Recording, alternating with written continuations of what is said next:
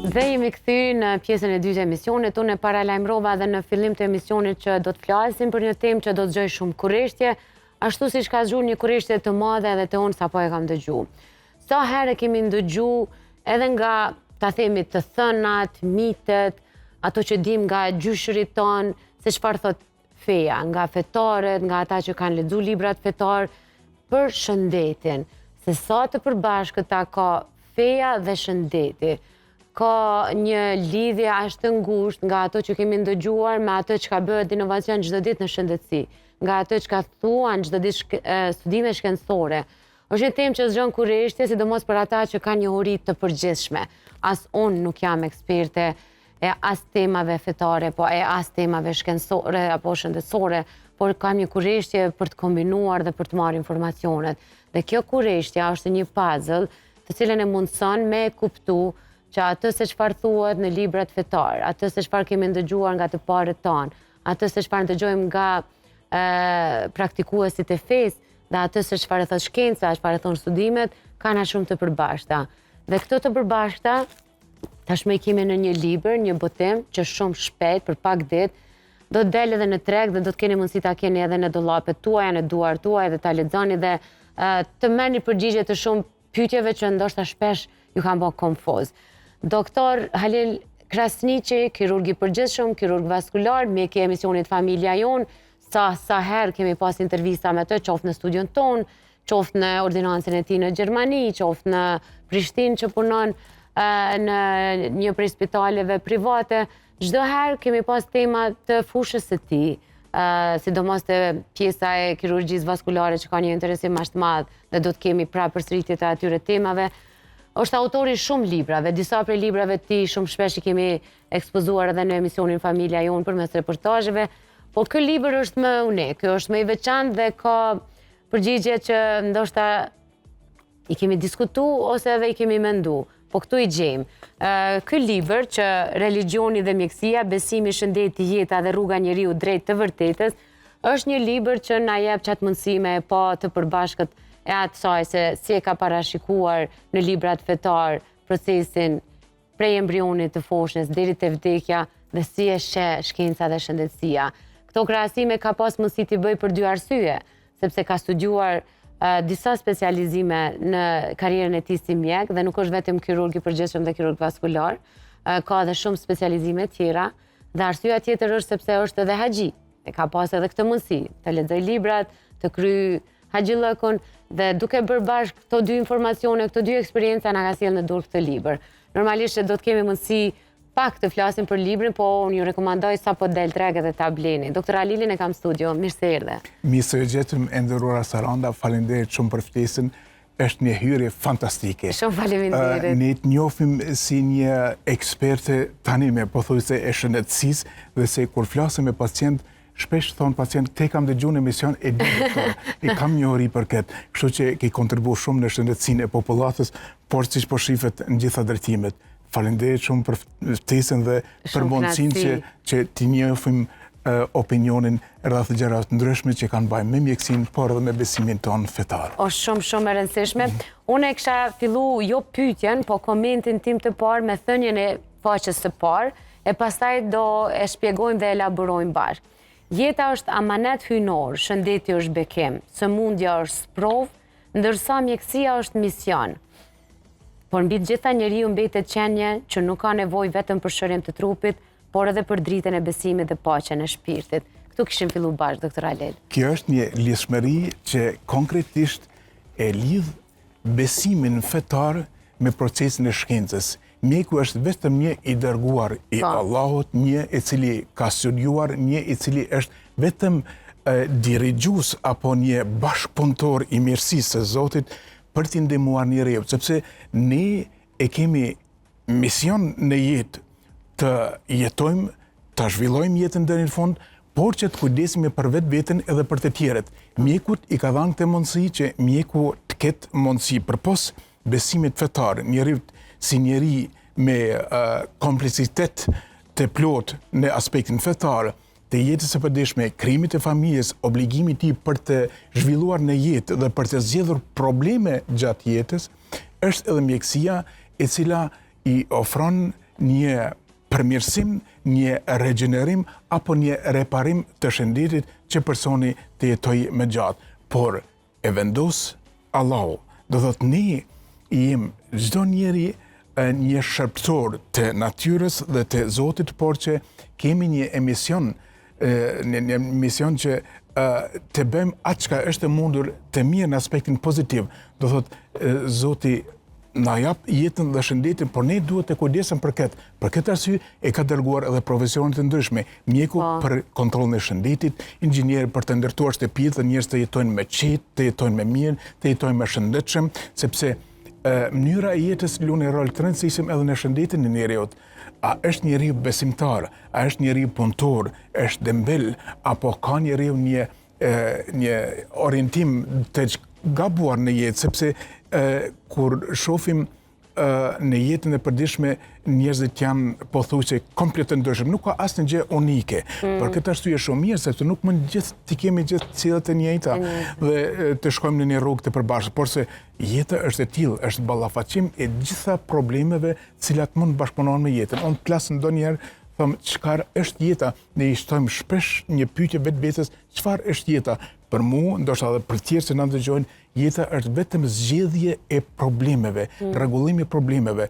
Sa të vjen një problem, duhet ta zgjedhim atë me mirësinë sa më të bukur, sa më të mirë. Do thotë, tër jetën kemi sa përfundon një problem, vjen një tjetër. Do thotë, ne duhet jemi në gjendje që të ballafaqohemi me këto procese dhe të zgjidhim ashtu siç edhe kërkohet me një dashuri, me një respekt ndaj njerëzit, ndaj besimit fetar, sepse nëse nuk jemi besimtar, nuk kemi asnjë përqendrim, asnjë respekt apo asnjë vlerësim për njeriu e përditshëm. Çdo gjë është parashikuar për ata që besojnë dhe kanë lexuar libra.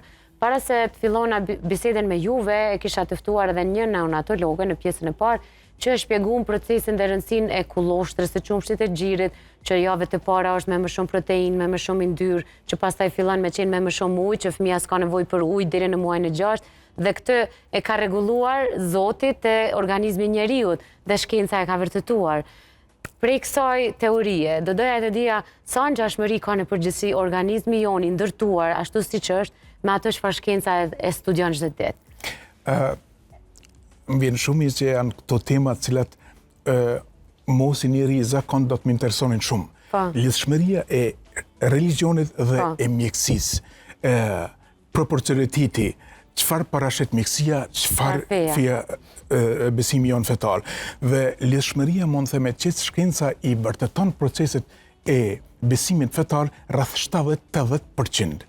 Kështu që për mua ishte shumë e rëndësishme bëj një krahasim të religionit dhe të mjekësisë, pasi unë jam besimtar dhe besoj në Zotin dhe në madhësinë e gjithësisë, atë që ka kriju gjithësinë e plot, dhe që është e rëndësishme të shkruhet një libër i tillë, cili është a ka dallim, cili është ngjashmëria, çfarë na mundësohet njëve që të qeverisim, që të lëvizim me jetën tonë, por ndoshta nganjëherë edhe me jetën të tjerëve, për atyre që janë të smur, sepse ne nuk kemi drejt të manipulojmë jetën dikujt tjetër. Çdo njeri ka jetën e tij. Ne mund të lëvizim, të vendosim apo qeverisim vetëm me jetën tonë.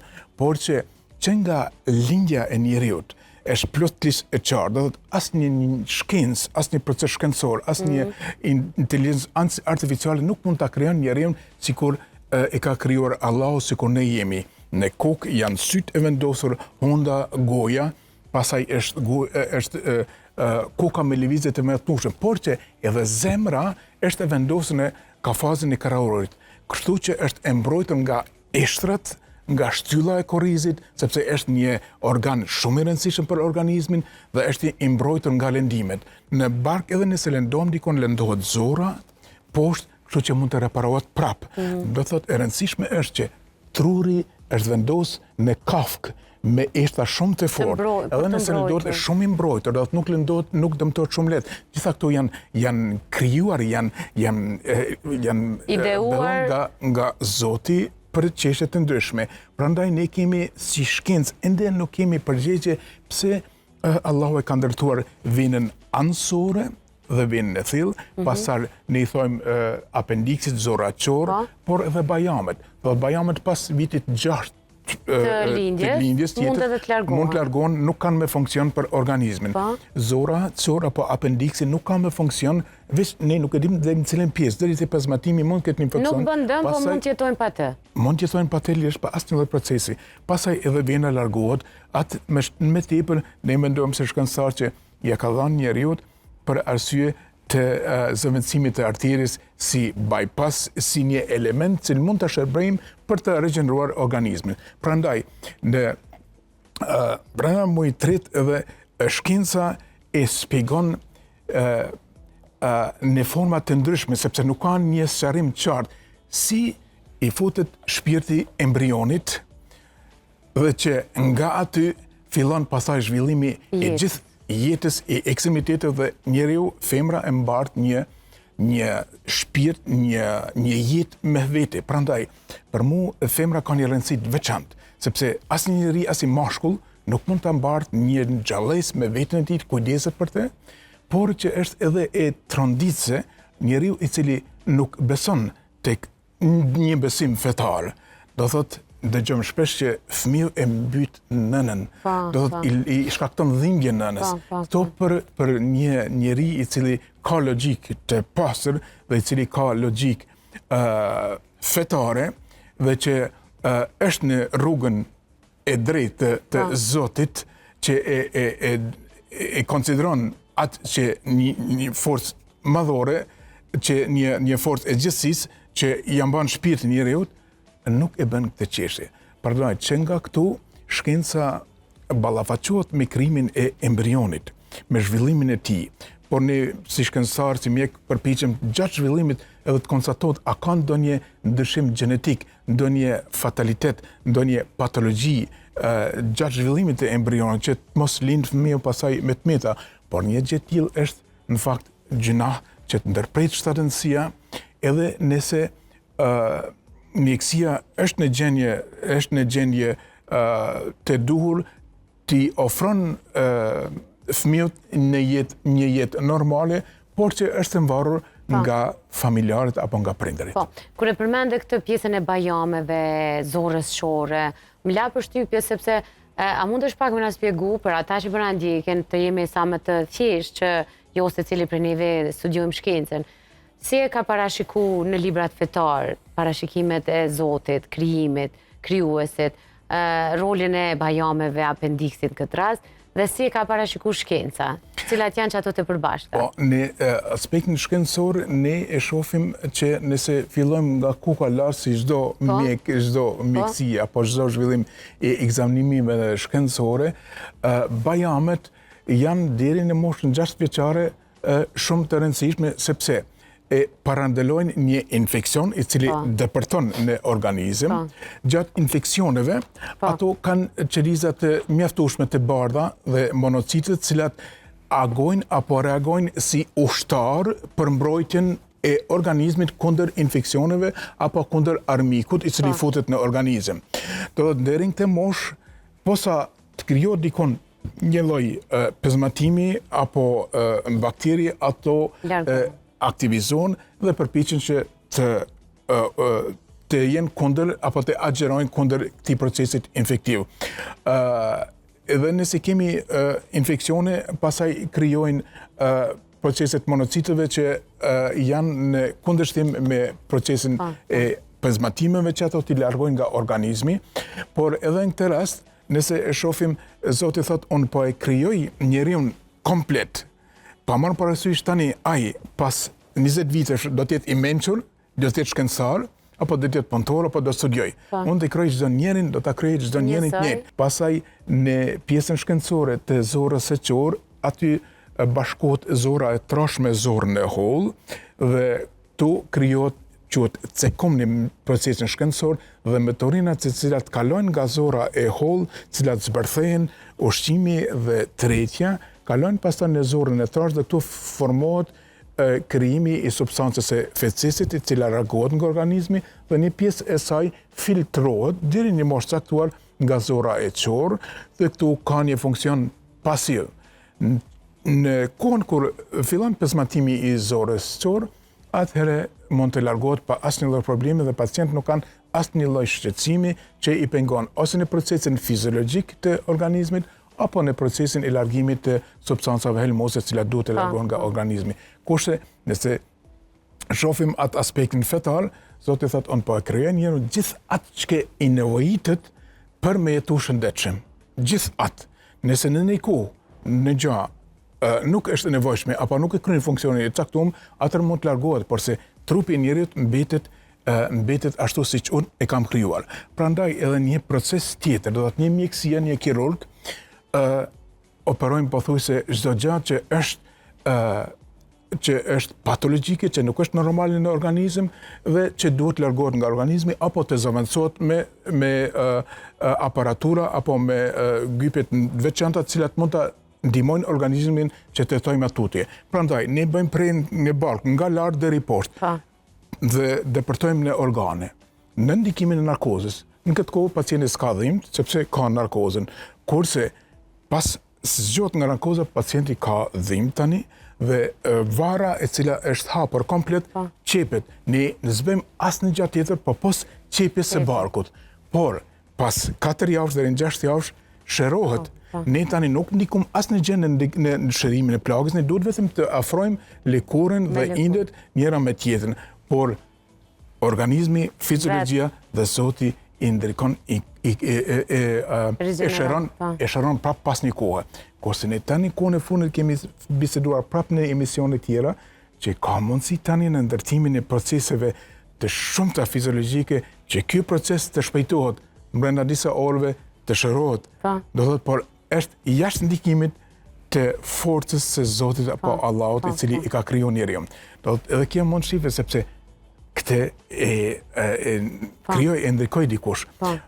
Këto janë gjërat që mu më kanë shty shoh cili është dallimi mes këtyre dy proceseve. Prandaj nëse shohim kur njeriu vdes, them në spital, trupi mbetet ashtu siç ishte me shpirt, po diçka ndodhi në atë trupin e njeriu që iku një pjesë, një dirigjim, një pjesë, sikur ne themi tani truri, nga truri dirigjohet i tërë organizmi. Mendimin e funksionit fiziologjik të trurit, ne mund të lëvizim duart, muskulaturën, eshtrat. Nëse ndërprehet, sikur kemi smunin e hernjeve diskale apo ngushtimin e kanalit spinal, që është plotësisht i ngushtuar dhe nuk ka më inervacion, nuk mund të lëviz pacienti fare, është në karrocë. Do të janë ndryshime të shumta, shoh po tani mbet trupi, diçka iku dul nga trupi dhe tani trupi po dëmtohet, po humb funksionin. Do thotë në aspektin shkencor, ne thomë që tani po shoj zemra. Po shoj zemra, po shoj funksionin e zemrës dhe organizmi tani s'funksionon me. Pasi zemra funksionon si pompë.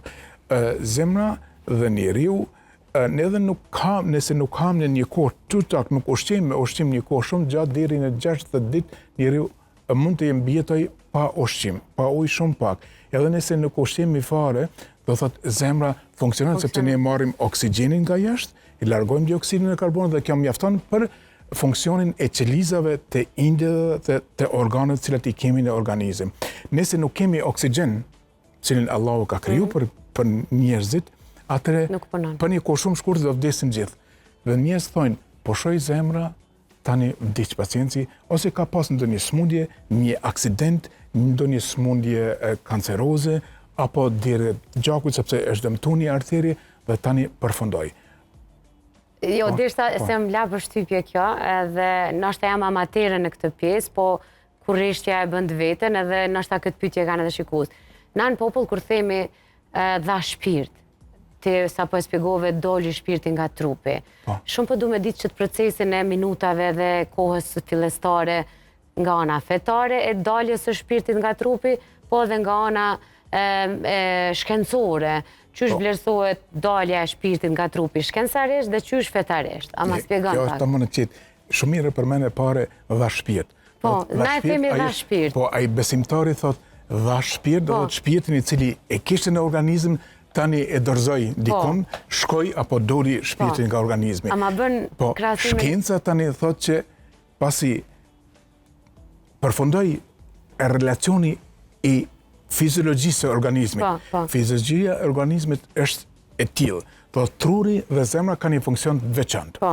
Truri bën dirigjimin e çdo skaje. Nëse truri dëmtohet, nuk funksionon më, atëherë kemi një pacient komplet e paralizuar, i cili nuk mund të lëvizë duart as këmbë, sepse truni nuk funksionon më. Nuk është gjendje të mendoj, nuk mund të lëvizë asnjë proces, por që zemra është ende e fortë dhe që ndërkohë gjësa zemra funksionon tek pacienti, mund të mirën organet dhe të dhurohen diku tjetër, sepse është hien tot. Hien tot do të është vdekje tronore, vdekje klinike tronore. Do të kemi dy organe të rëndësishme këtu, zemrën edhe trurin. Do thotë disa tjetër i poshoj zemra vdiq. Mjekësia e shpjegon këtë lloj forme. Pasi të ndërpret qarkullimi fiziologjisë trurit edhe zemra, atëherë vdiq ai person organizmi, vdiq nga se u ndërprej lëvizja e qarkullimit. Nëse marrim një vetur, dhe në vetur mund të dëmtohen gypat e veçantë që e përçojnë benzinin, apo mbushen me ajër, mbushen me gype tjera, ajo bllokohet dhe nuk lëviz më. Do të nuk lëviz më sepse u ndërprej. Do të nuk lëviz vetura është e vdekur, sepse s'lëviz, nuk ke mundësi me të. Njeriu nuk lëviz më sepse u ndërprej. Mjekësia e shpjegon këtë proces në ndalimin e procesit fiziologjik të organizmit të trurit dhe të zemrës. Kur zemra nuk funksionon më, nuk ka me qarkullim të gjakut, nuk plotëson nevojat e qelizave të indjeve dhe të organeve, dhe këto vdesin pasaj me kohë. Është i vdekur. Por që atë, deri në atë moment, e ka mbajtur shpirti atë cilim ne as nuk e shohim, as nuk e dim si quhet, as cili është dhe kur. As qysh doli. Kur e vren që në atë moment nuk ka me mundësi, edhe nëse ne kemi pacient që punon me zemër dhe çdo gjë mund bën mjekësia, nuk mund ta rikthen trurin.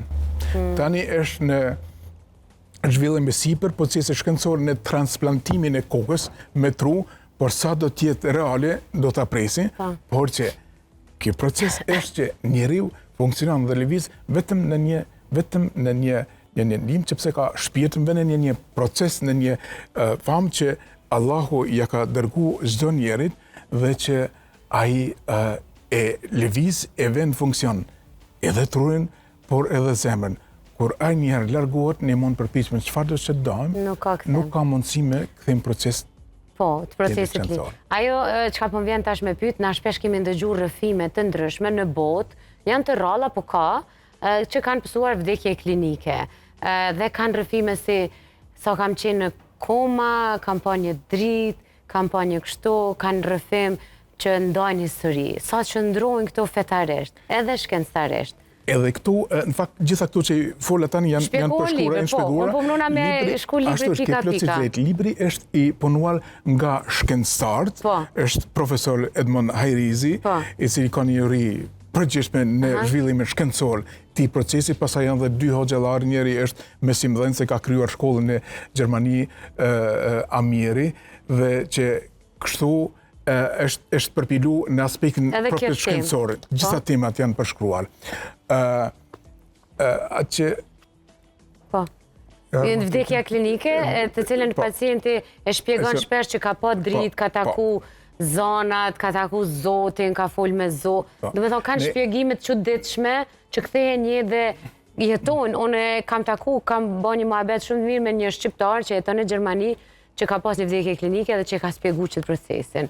A e ndodhë për një me, a është ndër, si e shpjegon feja si shkenca? Këtu janë procese, po fenomene, cilat edhe truri, sepse nëse zgjohemi nga koma, më në thëmë, nga procesi i cili ka qenë në ndikimin e Zotit, atëre truri i ka regjistru disa gjëra si kur ëndrën që mund të shpjegon. Dhe truri ka qenë të moment komplet i larguar nga jeta e përditshme dhe procesi i realitetit dhe është në ndikim. Do të tu janë faza që shpjegon edhe në libër, unë mund të shpjegoj vetë, janë faza cilat janë komplet në zero. Do të nuk kalojnë mbi një plusin edhe në zero, janë në atë nivelin ku tani jo që Zoti është në dyshim, por që organizmi ende është i fortë dhe që Zoti thotë këtë do ta le ende nuk është koha. Për të marrë nuk është koha dhe ato gjëra të cilat truri i regjistron në këtë moment atë procesin komplet të fillimit në gjenat veçanta ku gjendet në fazën e depërtimit, i shpjegon pasaj kur të zgjohet. Këto janë në aspektin fetal vrima ku tani shkova pasaj u ktheva, kalova, por nuk depërtova në atë pjesën e zezë ku tani e humba atë memorin time, atë shëqimin, sepse Allah thotë tu është tani faza e caktume dhe ti duhet të kthehesh prap. Ne kemi shumë raste në aspektin e klinikit pacientëve pas operacionit, disa që ndronin gjatë disa muaj në narkozë, por që narkoza është një substancë e cila e humb në një kohë edhe ndjenjen si dhimbje përquese, por edhe vedin e plot. Shumë pacientë janë më thellë në narkozë, sa janë më sipërfaqësor në narkozë, kjo ndodh edhe gjatë operacionit dhe pacient shpjegojnë gjërat e ndryshme pas narkozës. Unë mund, sepse këtu janë për libër janë shkruar detajisht edhe disa gjëra që unë personalisht i kam përjetuar në kohën kur kam qenë asistent në Uniklinikën Düsseldorfit, që ndroni pacient nga 2 muaj, 3 muaj në narkozë përgjithshme. Dhe unë i kam pas si princip që flisa çdo herë sikur t'ishin të zgjuar apo që të më kuptonin qartë. Ata dëgjonin të çështje dhe pas një kohë kur vinin kontroll, dëgjoshin që bisedojshin me ta, falë një moment e këzë e kam dëgju thëtune tërë kohën. Hadin sa kam pas në qi kur e dëgjosha këzë. E këtu janë gjërat që do thot edhe nëse në atë moment në ndëgjojmë shumë njerëz për një kohë në faza normale nuk mund t'i kujtojmë zërat, por në atë moment kur ata janë në një situatë kritike ku Zoti thot ti do të qëndrosh, por ne tani po shohim çfarë sa bëjnë të tjerët për shpëtimin e jetës, e këto ndodhin gjërat që njeriu i regjistron këtu, por në ndikimin e dikujt tjetër, jo të memorisë së tij personale. Nëse nuk ka bëjnë në libër e keni përfshir edhe keni prek edhe pjesën e shëndetit mendor, që na shpesh themi që nga ana fetare themi Zoti çon atë sa ban. Kjo është fjalë popullore që ata që e përdorin gegnishtën dhe e din këtë ka njohuri për këtë thënie dhe kjo është për shëndetin mendor. Do me thonë nuk i ktruni bashlet edhe në ndonjë mërzi e rëndë ose ndonjë humbje e rëndë. Shkencarisht thuhet po e njëjta, por e kanë zbutur pak psikologët dhe psikiatrët, duke thënë që truri është organi i cili ka nevojë për ushqim në aspektin e të menduarit pozitiv. Me thonë aty kanë të njëjtin kuptim. Si e shpjegon feja dhe shkenca dhe sa të përbashkët kanë në mbrojtjen e shëndetit mendor, si e ka parashiku feja, po e them shqip shkurt ikjen e trurit apo ikjen e mendjes nga mërzia, nga ankthi, nga stresi, ose me një fjalë si e kuptojmë smundjen dhe vuajtjen, ta themi që është edhe një pyetje këtu në libër.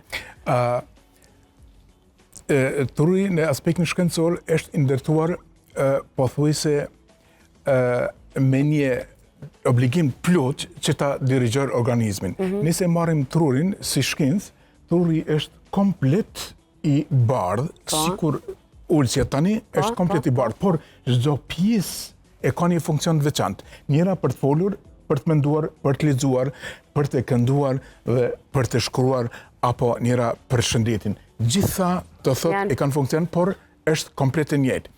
Edhe këtu është për mjekësinë ende një proces cili nuk e zgjedh mjekësia as shkenca në forma të ndryshme, as disa lloje të smundjeve, as ndonjë gjë që thonë ne këtë mund ta ndërtojmë, ne mund ta provojmë forma të ndryshme me medikamente që janë pothuajse tepër globale, por jo specifike, sepse truri ka një substancën e veçantë, nëse dëmton ato qeliza nuk regjenerohen më asnjëherë. Nëse dëmton këngë, melçi, në veshk, prap regjenerohen, shërohen me antibiotik apo medikamente tjera. Qelizat e trurit jo.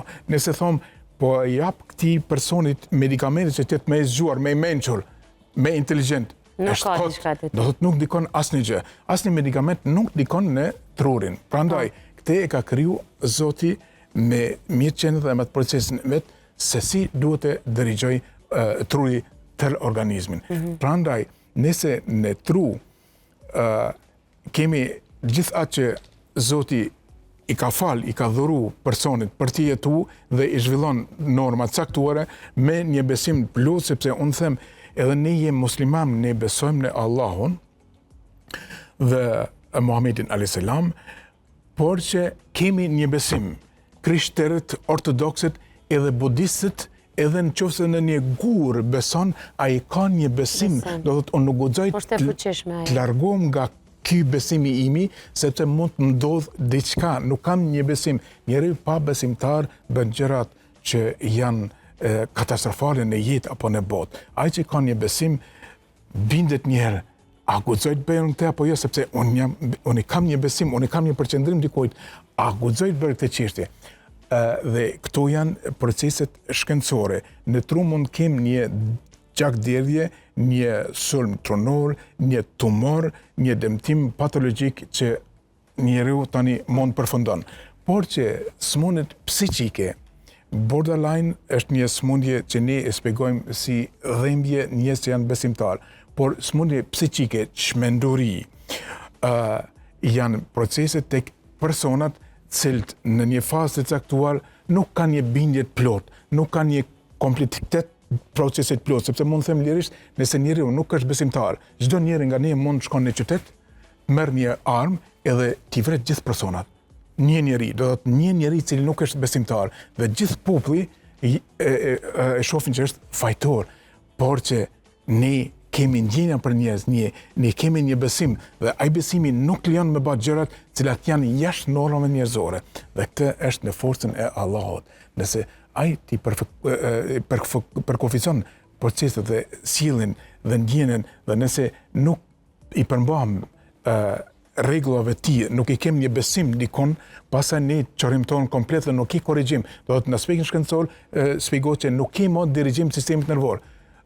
Nëse në momentet caktume, ne lëm pak kohë, nëse jemi shumë të acaruar me dikend dhe lëmi pak kohë, një 5 orë apo një natë, nesër të mendojmë komplet ndryshe. Nëse në atë moment, them, tani do të dalë dhe do të trah me këtë person se me hidhroi tepër, në atë moment mund ta bën këtë çështje.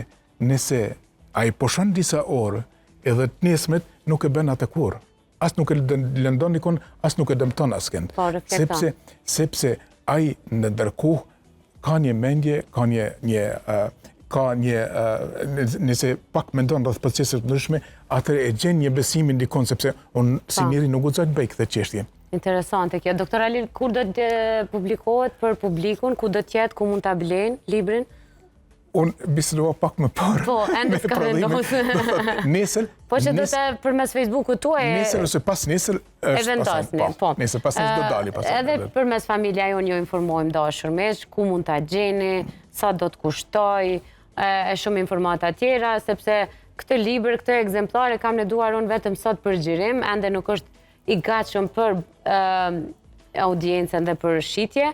Ky libër mund të shitet vetëm për studentët të mjekësisë, të cilët dëshirojnë ta njohin edhe anën shkencore dhe fetare dhe ta kombinojnë, apo mund të jetë edhe libër që shuan kurreshtjen e atyre që s'kan bën me mjekësinë, po thjesht duan të marrin përgjigje. Për të dy partë. Për të dy partë. Është interesante sepse rrallë herë kemi kësi krahasime, na kemi ndëgjuar tema të tilla. Doktor Halili gjithmonë me librat e tij ka bën një revolucion, një ndryshim, ka prek tema shpesh që se kemi menduar që duhet me i prek, siç është edhe kjo të krahasimi. Dhe unë si autore e emisionit mora guximin me bë këtë intervistë, marr parasysh që i ka të dy eksperiencat. Jo çdo kush ka të drejtë të bëjë një krahasim të tillë, por dikush që është i thirrur dhe punon me pacient, bën hapjen e një pacientit, e ka në sallë, e ka nën menaxhim bashkë me anesteziologun dhe njëkohësisht shkon, lexon libra fetar, kryen rituale fetare, një nga afër edhe ritualet edhe praktikat fetare. Një krahasim të tillë mund ta bëjë një person i tillë. Jo çdo kush është i thirrur, qoftë edhe vetëm një që njeh vetëm fen apo qoftë vetëm dikush që njeh vetëm shkencën. Por duke njohur të dyja, edhe libri është një libër i guximshëm, po edhe unë po ata një guxim që ta trajtoj si temë, di që jashtë mund gjykohem, jo po është vetëm doktor, jo po nuk është haxhi, jo po këtë, jo po i ka të dyja ekspertizat, i ka të dyja njohurit dhe i ka kombinuar. Apo trajtohesh. Libri është në fakt i shkruar nga shkencëtarët që njohin procesin shkencor, por edhe nga hoxhallarët. Është një proces që çdo njeri i mbetet çdo njerit për ta vlerësuar dhe për ta shiquar që është një diskutim për popullatën qonë që të shofim konkretisht se çfarë lidhshmërie ka besimi fetar dhe shkenca në jetën tonë.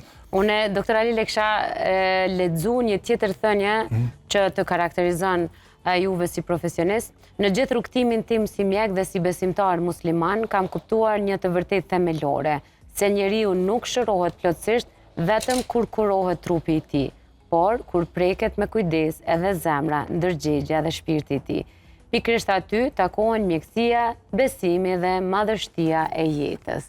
Kjo pothuajse në çdo thënie e paraqet lidhshmërinë dhe atë që kemi të bëjmë me besimin tonë fetar. Dhe kjo e përkthen shumë mirë atë thënien e mjekëve që e kemi ndëgjuar edhe na shpesh kur thonë kimja dal me kalu këtë sfidë, këtë smundje, vetëm beso se në medikamente dhe në mjekun tënd. Kjo është nga ana shkencore. Njëkohësisht edhe feja thotë të njëjtin, beso në Zot dhe lutu në të sepse do kaloj çdo sfidë. Dhe nëse i bëjmë bashkë, janë në të njëjtin kuptim të thëna ndryshe.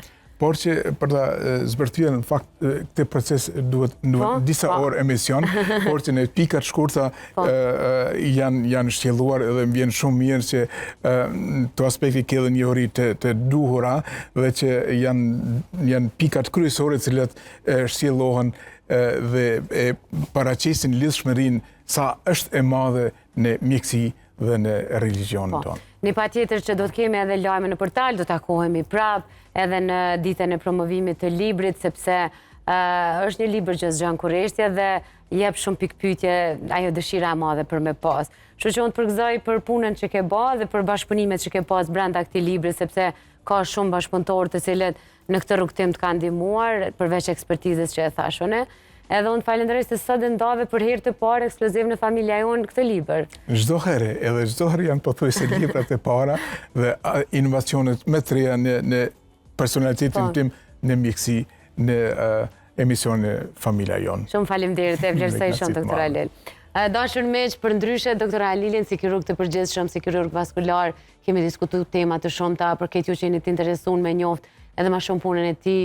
Edhe te familja jonë, kanalet tona mund ta gjeni, i shikoni intervistat e tij ku kemi trajtuar smundje të profesionit që ky trajton çdo ditë me pacient, por pse jo edhe si autori librave që shpesh ka prek tema të ndihshme dhe tema të cilat kanë lënë vend për diskutime, siç do të lë vend për diskutime edhe ky libër nga gjithë juve atje jashtë. Por që pse jo, sa më shumë tema që zgjojnë diskutim, as më një uri kemi dhe gjykimin, arsyeën e kemi shumë të fortë. Dhe nuk e kemi një qëndrim që themi na shpesh të kopes, ashtu mendoj njëri, ashtu po mendojmë tjerë, të gjykojmë nga mendimet dhe perceptimi të gjithë, edhe në këtë pikë edhe në çdo pikë tjetër. Doktor Alin, faleminderit edhe një herë, do shihemi me tema tjera. Me kënaqësi të madhe, faleminderit shumë. Edhe juve miq, faleminderit shumë nga kjo intervistë. Ne po e mbyllim edhe emisionin Familja Jonë. Mos harroni, bashkëtakohemi çdo të dielën në ora 16 me emisionin Familja Jonë. Ndërkohë që po ashtu bashkëtakohemi me mua dhe Shëndritin nga e hëna në të premte çdo ditë pune në 8:15 me emisionin Prime Ver, me diçka tjetër, më verore, më allegro, më optimiste për jetën dhe ato se çka vendon me modernizimin, me artin, me muzikën e çdo gjë tjetër. Vazhdoni me qëndru me televizionin Kanal 10, takohemi të dielën e ardhshme në ora 16.